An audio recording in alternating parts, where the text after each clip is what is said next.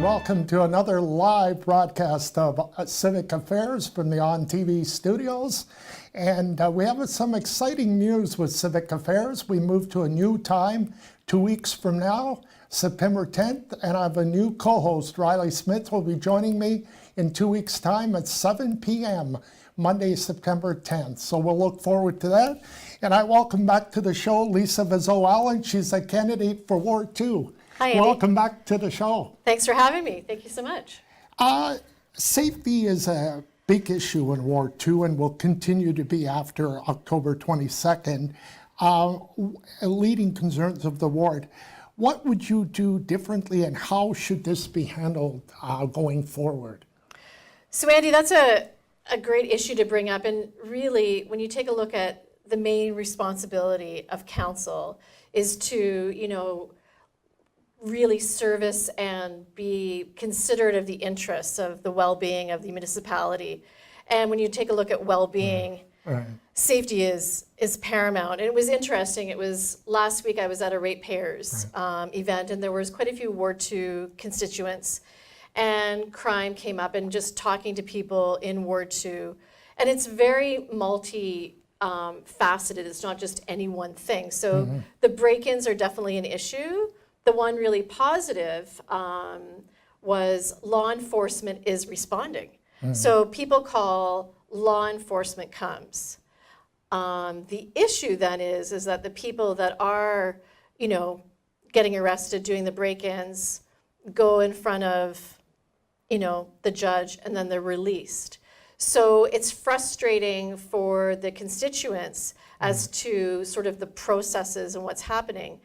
The other thing that's happening is they're doing a lot of sort of neighborhood watch, but they're actually going out, walking the neighborhoods, which for me, safety for that is really paramount, because I don't want to see someone in that neighborhood encountering what could be a very dicey situation. So it's getting, I think, and I was kind of thinking about that when there was the graffiti issue a few years ago. I was part of the community committee on graffiti, and we had a task force. And that task force was made up of law enforcement, city council, public works. I was there representing the Arts Council. Nordic was there, the art gallery. That needs to happen in this case. There needs to be that task force, I think, approach to combating crime. Having the neighborhood Facebook groups is great. People are communicating with each other. They're forming that bond. But my recommendation is you need to have that task force. So you need law enforcement involved. You need people from the neighborhoods involved. You need the city involved to really understand the enormity of this. And it's not just in Ward 2. It's all over. My vehicle was broken into in my driveway.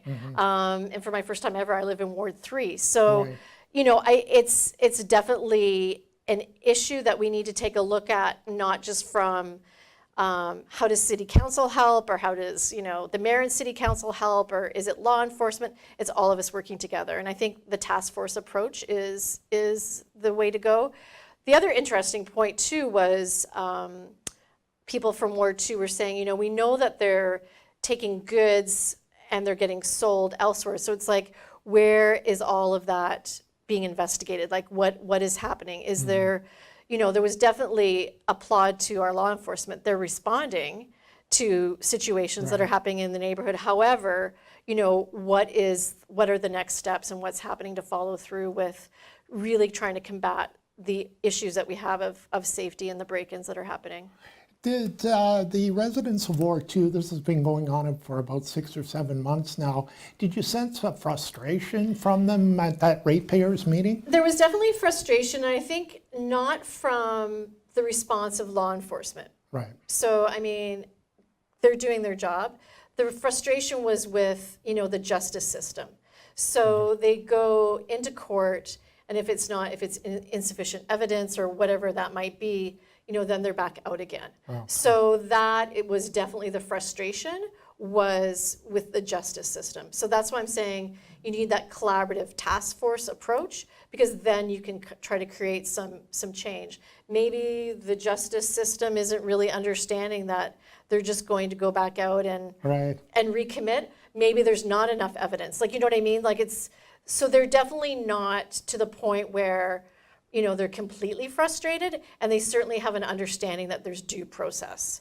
My fear is that there are people doing like their own sort of neighborhood watch, and the safety implications there. It's becoming more unpopular for sure. Yeah. We'll take a quick break, Lisa, and we'll be back with Civic Affairs live from the Superior Media Studios.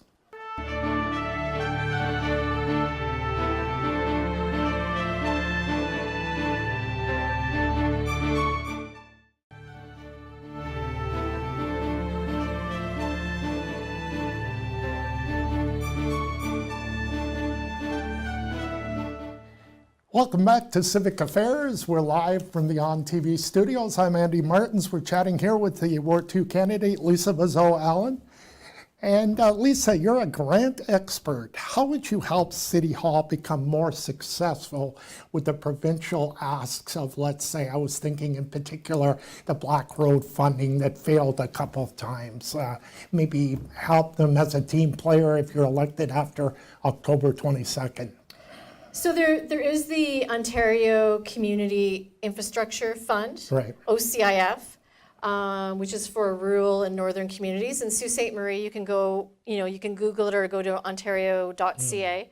You know, there is funding in place. We do have funding through that infrastructure grant. And it's really about leveraging other money from funding. So it's sort of that case that when you are awarded money from certain levels of government, then it gives you more clout in trying to obtain other funding. And it's really about, so in my experience, which I've been doing this for over 20 years, it's really about developing relationships and really understanding from the perspective of what your funder needs, and also what your community needs, and where can you connect those dots. It's getting more, we've been saying this for a long time, it's getting more and more competitive. It is and it isn't. It's very much about data. It's about data-driven results. It's understanding, how many cars are on that road. So it's really about creating that argument that has to be very, very data-driven. And I've endured this through my entire career, as I still continue to do now. You've seen the differences if you don't put the data. Yeah, so and I think you just need to understand sometimes the nuances and the processes. And fund development is a different language. And it's also about just being creative and knowing who should be the lead applicant. So case in point, with Roger Brooks and downtown and all the suggestions, when I was sat through there, all that was ticking in my mind was, oh, this person could apply for funding for this, for funding for that. And so it's really getting the right people together and saying, oh, you want some, sort of improvements to downtown and you want to get funding, this is the way to go about it. And I think when you're not in that field, you don't always understand how that works. We did the Graffiti Refrain project. It was Nordic and the Arts Council. The Arts Council was the lead applicant because we knew that was a stronger application. If we would have thought Nordic was a stronger applicant, then they would be the lead applicant. So it's really the number one thing that I always stress, whether I'm teaching grant writing or whether I'm writing grants, is developing a relationship with your funder.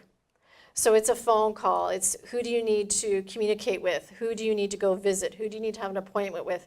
So it's really the first key in any funding application is developing a relationship with that person who's in charge of that fund. And sometimes that relationship not being developed can be the difference in that. Definitely that's a difference. But it's also just having that other eye that, and this is my profession. So it's I can create a different sort of opinion on a funding application when it goes in than, say, someone who possibly hasn't been in the field for this long. Right. Yeah.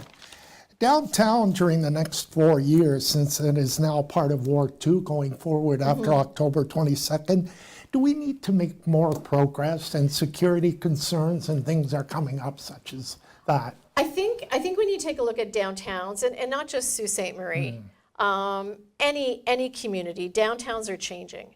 Downtowns are becoming primarily dining establishment driven. Maybe it's bars. It's been great. I've been to the Outspoken patio.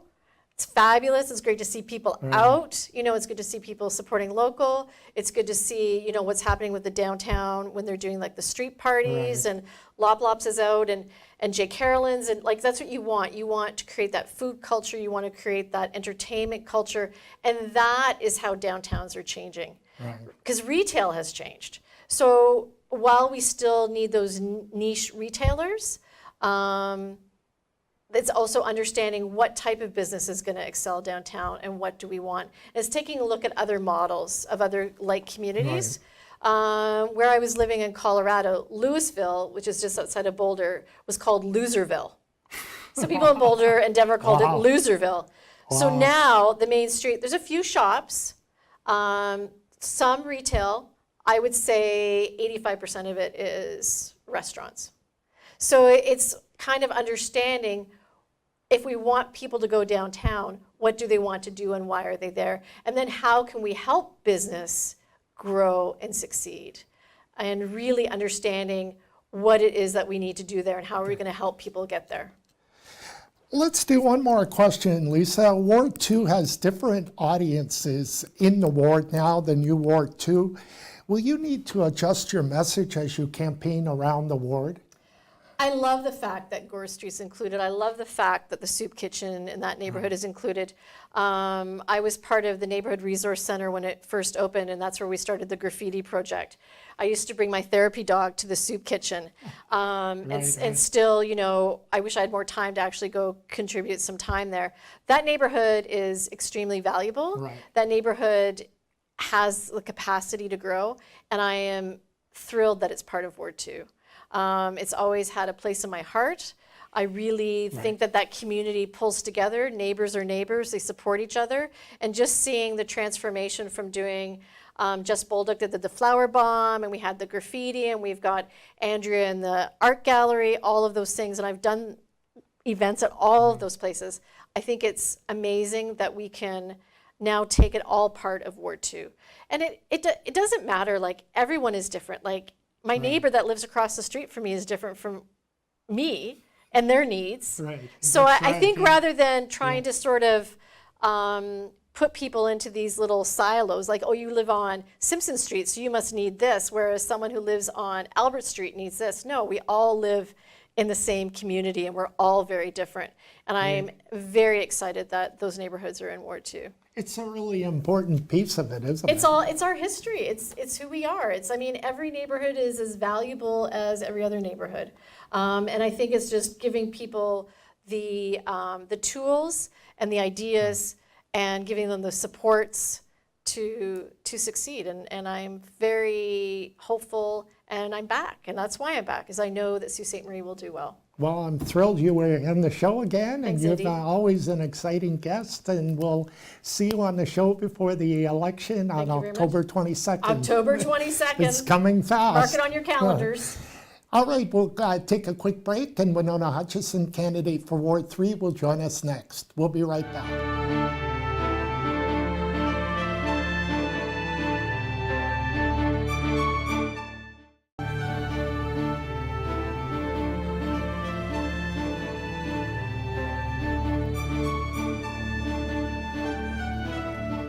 Thanks for coming back to Civic Affairs. We're live from the Superior Media Studios. Andy Martens, as we continue with this great show. We have Winona Hutchinson, candidate for Ward 3. Has also been on this show before. Good evening, Winona. Hi, how are you? You got a lot of stuff. Every time I see you, you're doing something. The opioid crisis. You want to tell me all about that? You had a news release last week. Yes, absolutely. A lot of people don't realize is that I'm actually running on the fact that this city needs to start providing support to our residents who are crying for help, who are suffering from addictions. So a very sad event happened is a friend of mine's son actually passed away. So at the funeral home, Yeah. thank you. At the funeral home, there was a lot of people that lined up. He was a young man. He was only 21. You know what I mean? Wow. And when I got to see his mom, and as I said in the release, the anguish that I saw her and her family have that I will never experience because I'm not going through that, was just palpable. It affected me so soundly that I knew I was on the right direction. It just reinforced what I was trying to say. And what I'm saying is this: there is a crisis here. And the very fact that, yes, W5 did do a horrible piece that painted us into a very dark light. Problem is that piece should have been our war cry to say, we need to do something. And it didn't. I don't think it has either. No, Yeah. and it's sad to say is that we're failing. People who suffer from addictions don't wake up saying, I'm going to be an addict today. Right. They don't do that. Most times when they are calling for help, it's in those middle of the hours or the very few times that they're actually lucid. And when those resources aren't there for them, those immediate resources, that's when they go reuse. So it's a cyclical thing. They don't want to be where they are. Sure, some of them we can't help everybody, but to assume that this is all a self-inflicted problem is very, very naive, and it's very dangerous. Right.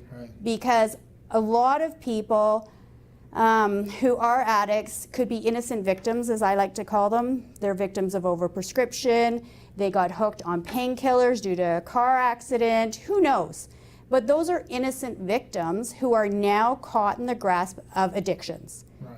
And yes, we have some resources, and we have some great boots on the ground kind of people that are helping, but it's not enough. We need a medical detox facility.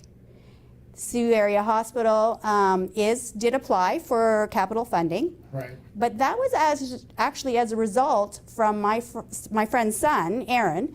He actually started that petition over a year ago himself. An addict, he was trying for help. He was saying, I need help. We need a medical detox center. Now, do you want to put this as part of your platform in Oh, it terms is. of going forward here to, you're taking, last time you were on, you were I wasn't challenging telling anyone. Councillor Shoemaker with their resolutions, and now you're on to another platform issue. Well, I'd like to think that I'm just pointing out things that I feel, and I know I'm not alone, are serious gaps in our current council that are missing, and that's the action parts of it. You know what I mean? For example, this addictions. We know Sioux Area Hospital applied for capital funding. My suggestion is, do we not have any city assets that are sitting vacant that we could, as temporary until they get their funding to build a location, to offer a place where we can start the process of healing this community? And I know we have one. Save that thought. We're going to take a quick break, and we'll have an exclusive from you from Civic Affairs.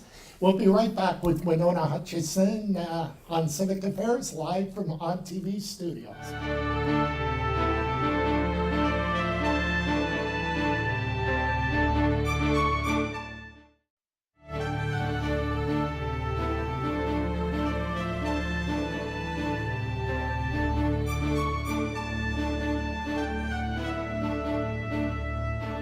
Thanks for coming back to a live edition of Civic Affairs. I'm Andy Martens, and in 2 weeks, Riley Smits joins me on the show, new time, 7 o'clock. We're back with Winona Hutchinson, and you have an exclusive for Civic Affairs. Well, I'm going to point Maybe. out just maybe, but I do have confirmation that the city actually owns an empty space that we could, in my opinion, offer as a temporary location to help Sioux Area Hospital get the medical detox facility up and running. We need a call to action, and that's part of my platform. We have an issue in this city, and it's not just taxes, it's not just our roads. They're all very valid reasons, but I'm looking at the city as a whole, and there's other issues that we need to start calling and calling it what it is. You're saying that Sioux Area Hospital handling this is not enough. They need help. They need help. Yes, they need support. And, City Council did say that they would offer support if requested, but I say why not offer it in a terms of, hey, we have a facility. Can this work? Give Right. them an actual viable solution, not just words. Traffic problem, Winona, at Second Line and Great Northern Road. That's in your ward. I see that every day. What do you think can be done there? Do you have any ideas on that? Well, ideally, I think that extension through Sackville would be ideal. Well, I honestly don't see why we cannot put that back on the table. It Right. keeps getting punted and punted and punted, and it would relieve so much traffic on Great Northern Road. Like, This clearly. issue is not getting better, it's getting worse. Yes. And people will have to die with ambulances trying to get through there at noon or at 5 o'clock. It's Actually, just today, and thank goodness there was an ambulance there just in case, I actually got cut off on Great Northern Road, had to slam on my brakes, and I looked at the ambulance driver and went, hey, you almost had a ride. So, yep, we need this. We need to start looking at what's going on. What is your greatest challenge as a candidate for councillor in this municipal election? Just me being me. People don't know who I am. They don't know that I'm an action person. I don't just say words, I'm a doer. I will literally get out and talk to people on the phone. I've met with constituents all across the city, not just my ward, to have coffee, find out what it is that they want. And I think they don't know that about me. Because I am not I don't know how better way to say it, I'm not a name. Do you know what I mean? Like, After being on the ballot for 15 years, it is a problem because the names are, people like to see the names and it is an issue. So it's an uphill battle for sure. what I would like to see is not people voting for who they know because, so-and-so is such a nice guy. We're all nice. We're all really nice people or else we wouldn't be doing this. We obviously all have a genuine care. But what I want people to do is start exercising critical thought, asking what is it that they can bring to the table? Do we want someone who's just going to pontificate and tell us what we need but not do anything? Or do we want someone who's Right. going to sit there, roll up their sleeves and actually do it? And you're a doer, Winona. I'm a doer. Thank I you roll up very my much. sleeves. Thanks for coming on the show, and we'll see you again real soon. And that's Winona Hutchinson, Ward 3 candidate. And we'll be back with Don Mitchell, candidate for Ward 1, right after this.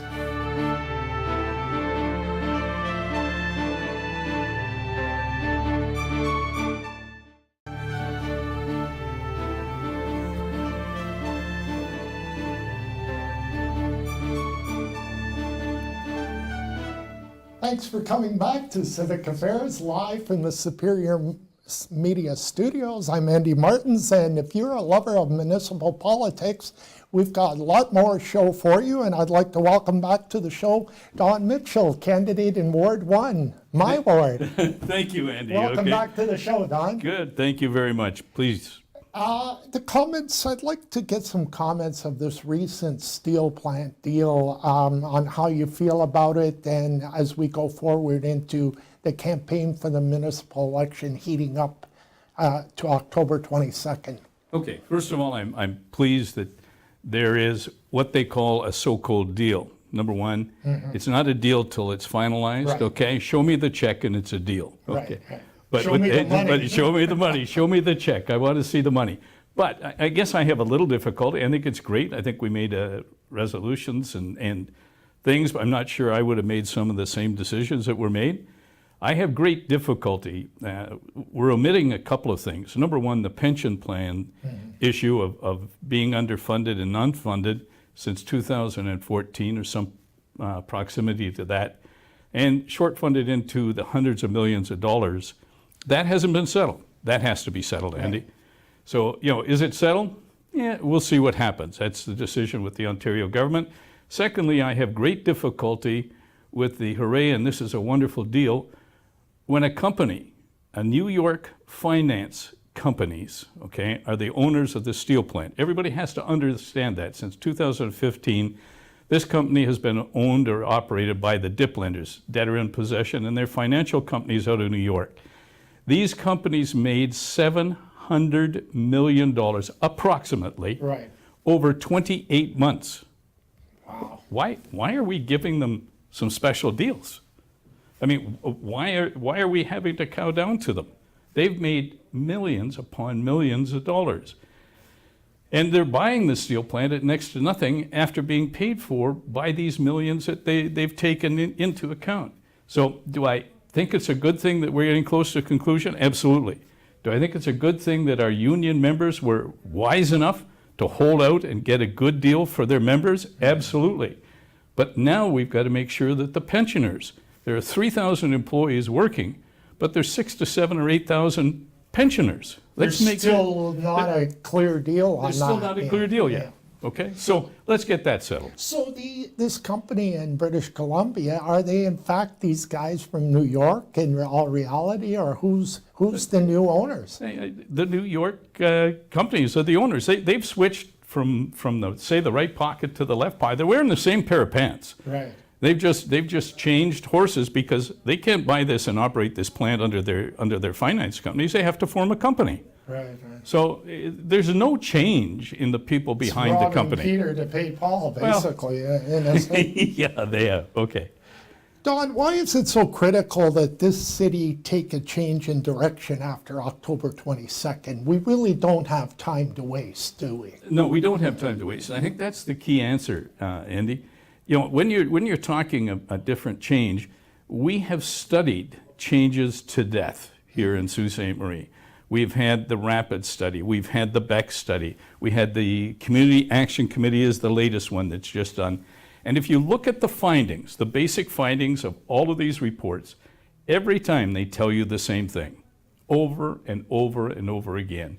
It is time to take action. Mm-hmm. You know, if the public out there is happy with how things are today and content with it, then fine.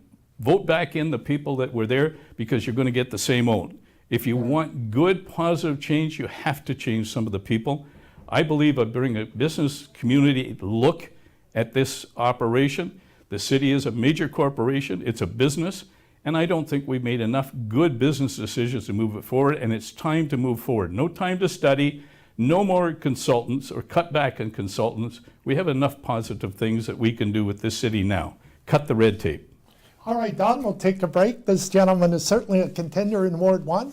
We'll be right back with Don Mitchell, candidate for Ward 1 councillor, right after these messages.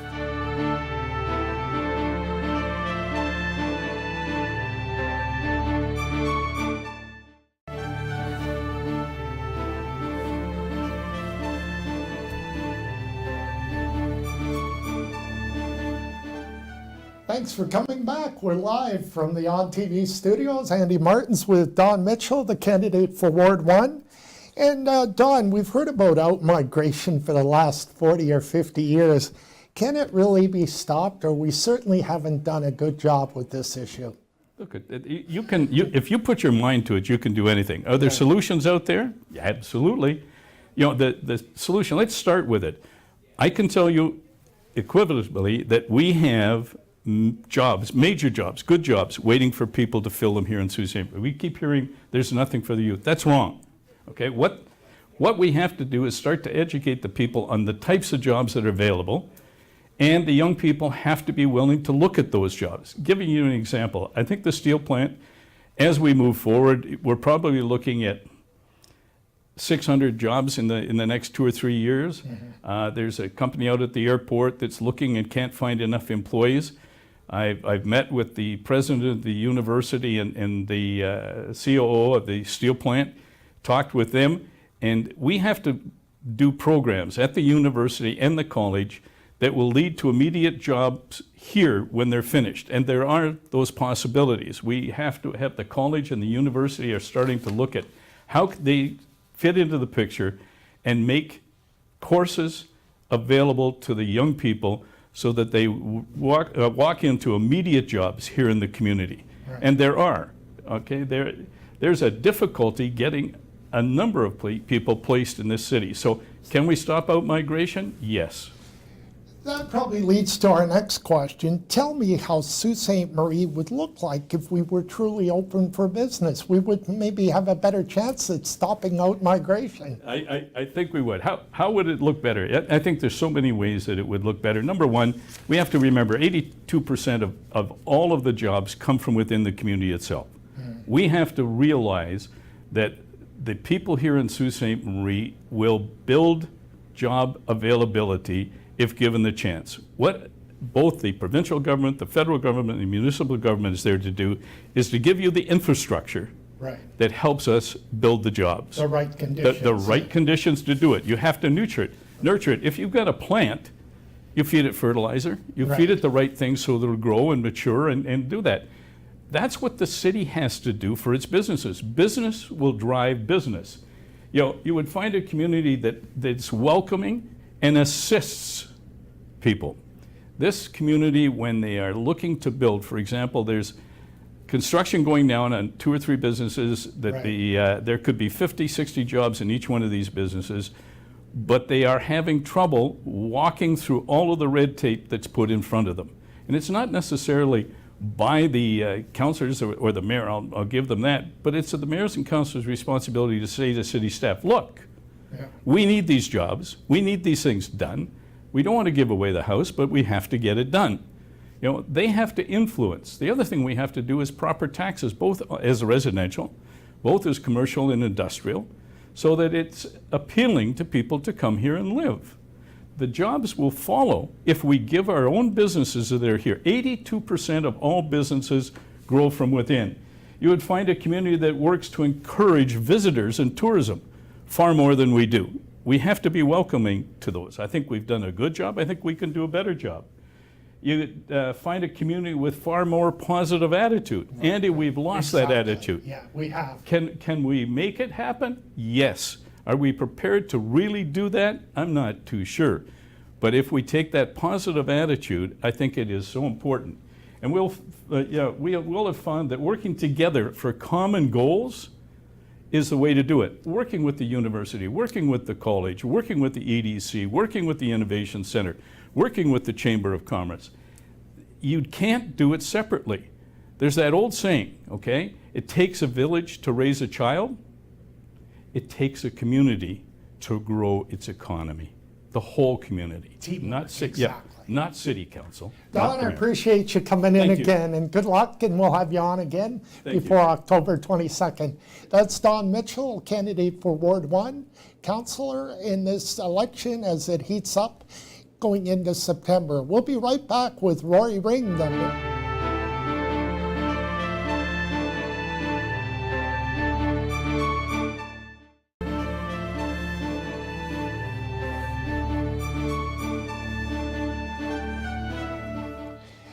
Welcome back to Civic Affairs. We're live from the Superior Media Studios.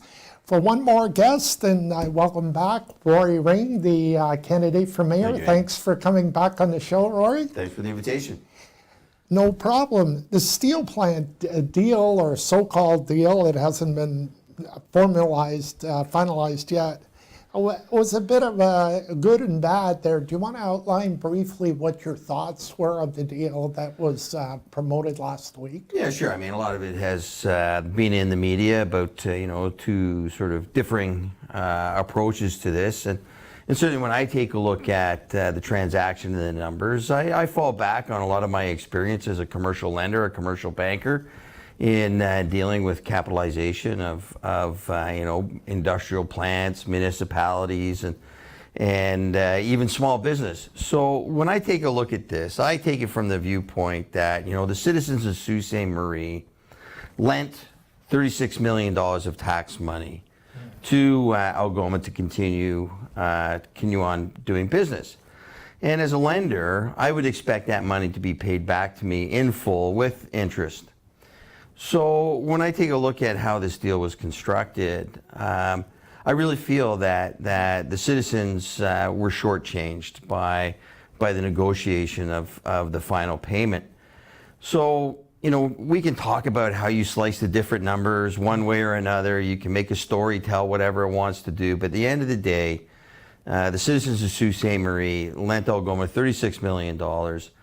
The transaction to change ownership cannot happen without the city releasing its security position on the facility. So I think they would have been able to come from a lot greater position of strength to represent the citizens of Sault Ste. Marie. Now, obviously, we have suggested that the mayor owns the result from that. And that really just stems and comes from his own desire to lead the team. So, everything comes down to leadership. It's not a criticism of staff or the team that went there, but everything comes down to leadership. So really, I will stand by the number, but, again, it is what it is. And let's just move on. There's other issues that we need to speak to as a community, and we need to make sure that we are addressing how we run a municipality that's best for the citizens of Sault Ste. Marie. You're right, Rory. It's time that we need to take a change of direction in this community after the October 22nd election. As I was mentioning with Don Mitchell in our previous segment, we really don't have time to waste here. Well, and my perspective is from sort of working on the inside of many of these issues through my previous role as the chamber CEO, from which I've taken an unpaid leave of absence. So I'm committed to doing what I think is in the best interest of this community by listening to stakeholders, listening to the residents, and really what I'm sensing and what my platform will put forward is that it's time to stop talking. It's time to stop the committees. It's time to stop hiring consultants to tell you what to do. It's time to take action, to listen to the stakeholders, to listen to your citizens, and get this city moving forward. You brought in a handout here that you're using, and really interests me, the first point. How do we make our city investment ready after the October 22nd election? Well, what you really need to do is first you actually got to start walking the talk. If you say you're open for business, then let's make sure we're open for business. If a development happens, whether it is from an existing business here in Sault Ste. Marie, or if it's an opportunity that's coming to us from outside, we got to make sure that we have the attitude that this is a welcoming thing for us. So we can't be chasing our tails around permits and engineering of this and engineering of that. We really need to have a very solid, focused, a team-based approach to make sure that anybody who's willing to make that investment knows exactly with what they're dealing with.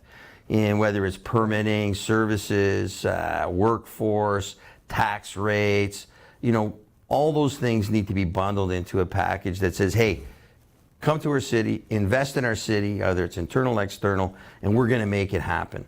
So we need to make it easy. No overburdening of red tape and applications. You can't change a project halfway through, we said it was this height, now it has to be that height. And, I was talking to a fella today, it took them a year to get a permit to put a foundation in. We're not just making that up. You've heard that in reality. That's just one story, Andy. Wow. And we just can't, for a fact, too, that businesses have been frustrated as your role in the Chamber of Commerce. Sure, and you have As to the understand, CEO. and those investments made by businesses create jobs. And as we create those jobs, we give ourselves the opportunity to have a more broader tax base.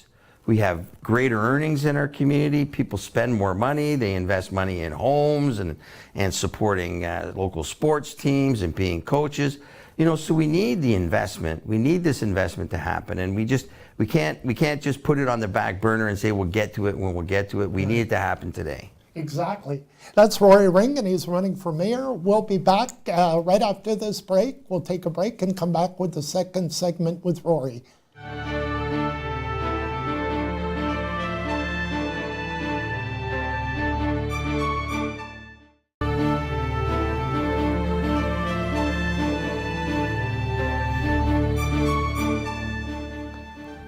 Thanks for coming back to our final segment on Civic Affairs. We're live from the ONNtv studios, and a reminder, in 2 weeks' time, we will be moving to 7 p.m. That's Monday, September 10th. And my new co-host, Riley Smith, joins me on that Monday, 2 weeks from now. We're back with Rory Ring. He's running for mayor. Welcome back to the show, Rory. And again, let's talk about shortage of serviced industrial land. How do we resolve that issue? That's in the theme of moving forward in a different direction after October 22nd.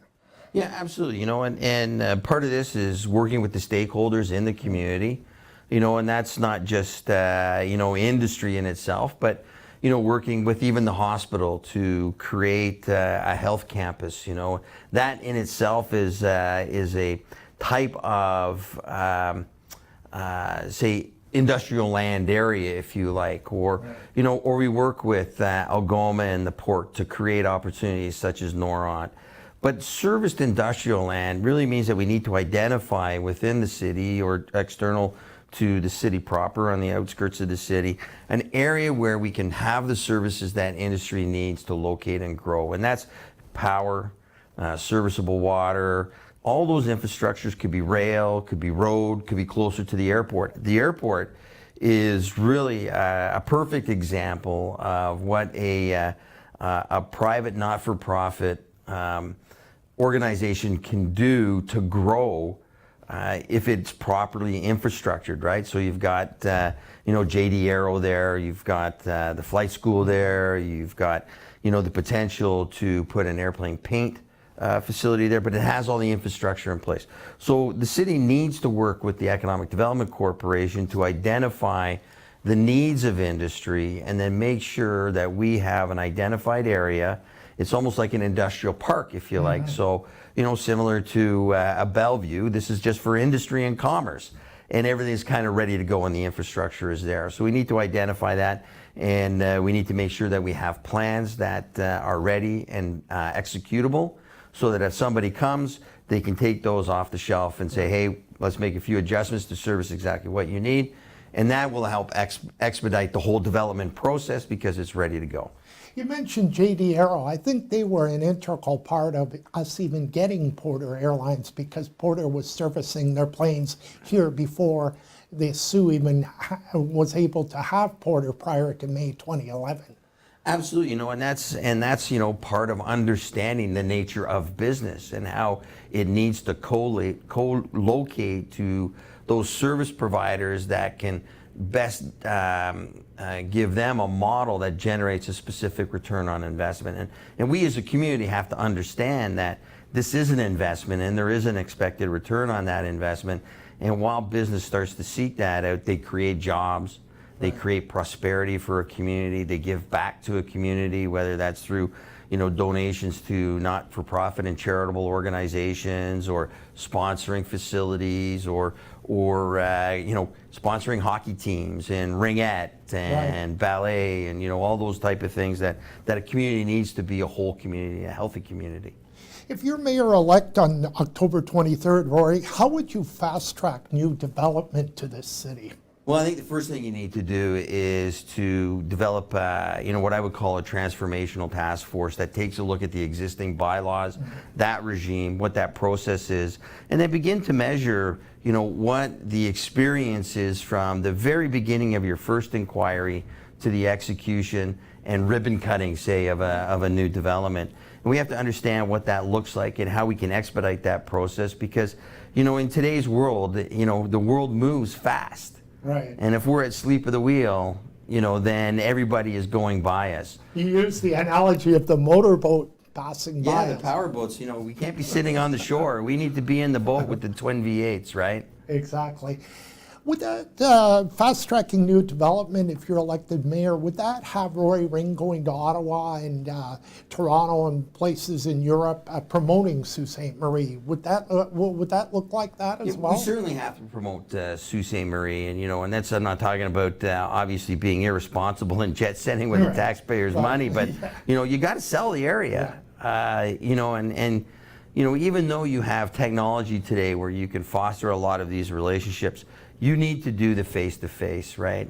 And you need to look people in the eye and make sure that what's being said is honest and deliverable. So you do need to go to Ottawa, you do need to go to Toronto, and you do need to advocate on behalf of your community for the things that are beneficial to your community, whether it be dealing with an opiate crisis, or trying to find money for the college, or trying to build a health campus, or trying to build a water park. You got to go and you have to do what's really good. I mean, obviously, downtown is a very key area for us, and I think, we really need to start getting action around our downtown and dealing with not only, some of the issues around safety in downtown, but also just starting to provide the infrastructure that can give us a healthy downtown and allow businesses to locate downtown and really support the downtown association. So that takes going down to Queen's Park, and that takes, going to Ottawa and saying, hey, we need money for this, we need money for that, we need your support. Maybe we even need some legislative changes that can help us deal a little bit better with some of the challenges we may face. Because if we don't do it, somebody else will. We have lots of competition in this province. You got that right. I mean, it's not just in this province. I mean, today's world is competing globally, right? Thanks, Rory, and we'll have you on again before October 22nd. Great. Thanks Thank for you very much, coming Andy. in. I appreciate that. And that's Thank you very another edition of Civic Affairs on ONNtv. Don't forget, in 2 weeks, we'll be on at 7 o'clock. And my amazing new co-host debuts at 7 o'clock with me in 2 weeks from now. And you can watch her as ONNtv's anchor in the evenings until then. Andy Martens, thanks for watching. We'll see you in 2 weeks.